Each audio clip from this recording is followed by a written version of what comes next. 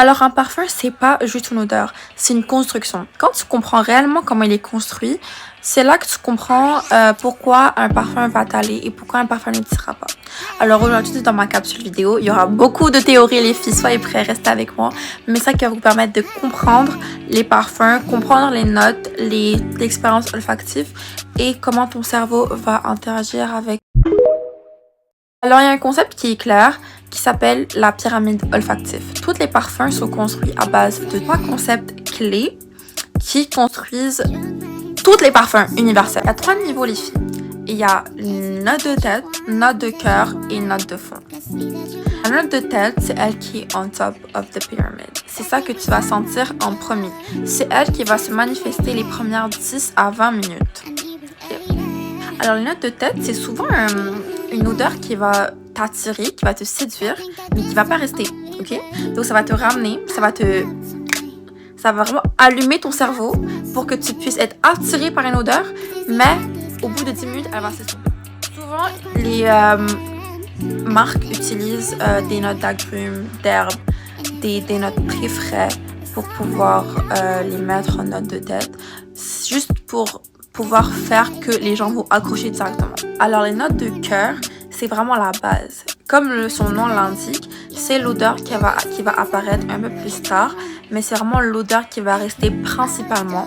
Donc il y a vraiment comme persister longtemps après que le parfum a été mis. Souvent c'est gourmand, c'est chaud, c'est sucré. Même des fois, c'est super acide, mais c'est ça qui va rester. Donc, si vous voulez trouver un parfum que vous aimez, cherchez toujours les notes de cœur, de fond, justement. C'est plus sneaky, c'est plus discret. Ça va rester, ça va vraiment comme venir, mais persister à la fin de la journée. Le parfum, quand tu vas le mettre et que tu vas faire toute ta journée à l'école et que tu vas revenir chez toi, c'est ce que tu vas sentir. Tu vas être comme, c'est quoi ça? Et tu vas le voir. Et comme si un parfum te marque, c'est à cause de ces notes de fond. Alors, chaque parfum se distingue par leur degré de concentration et leur concentration en huile parfumée présente dedans. Donc, l'industrie de la parfumerie a vraiment voulu séparer leurs parfums en différentes sections pour pouvoir plaire et orienter le public vers différentes types. Donc, il y en a plusieurs. Il y a eau de Cologne. Alors, l'eau de Cologne, c'est super frais, super léger, vraiment peu concentré, quasiment de l'eau. On peut l'appliquer, des fois il y a des colognes qu'on peut appliquer directement avec nos mains sur notre corps. C'est vraiment peu d'huile parfumée, mais c'est quelque chose que tu mets avant de dormir, quelque chose que tu mets dans un cadre que tu es à la maison, justement, tu es une personne un peu plus âgée, tu veux pas sentir trop fort. Il y a beaucoup de gens qui optent pour l'eau de Cologne. On a l'eau de toilette. L'eau de toilette, je vais vous mettre des exemples un peu autour de moi. L'eau de toilette, c'est un parfum, ça reste quelque chose de parfumé, mais la concentration est vraiment basse, c'est léger. Généralement, les eaux de toilette vont avoir des notes un peu plus frais, d'agrumes, ça va être un peu plus des herbes, quelque chose de très passe-partout. Si jamais il y a des gens, ils aiment pas sentir trop fort, ils aiment vraiment quelque chose de léger. Ou si jamais tu travailles dans un cadre qui requiert que tu ne sentes pas trop fort vu que tu travailles avec le public, etc., il y a beaucoup de gens qui optent pour l'eau de toilette. Mais nous avons aussi l'eau de parfum, mon préféré, c'est ce que moi je own le plus.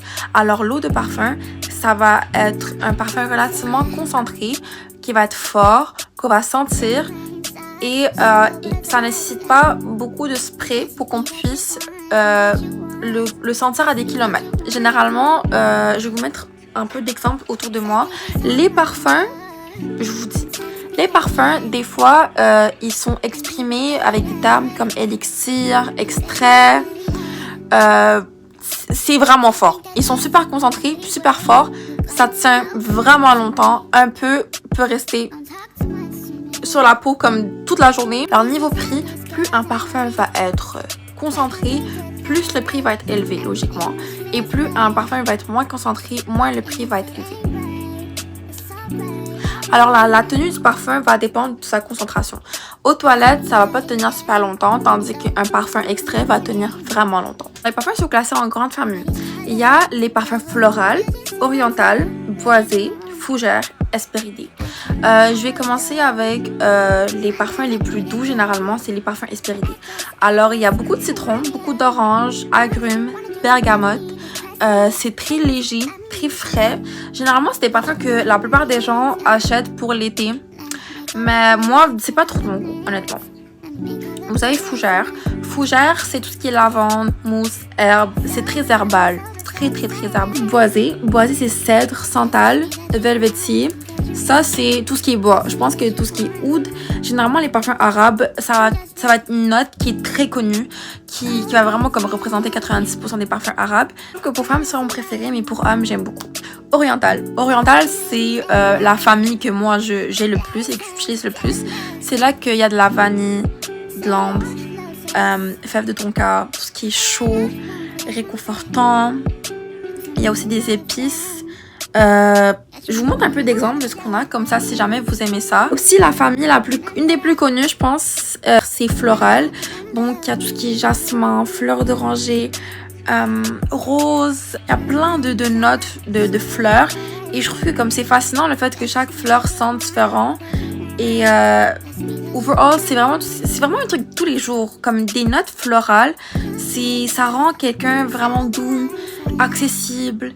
C'est réconfortant des fois, c'est printanier, c'est vraiment bon.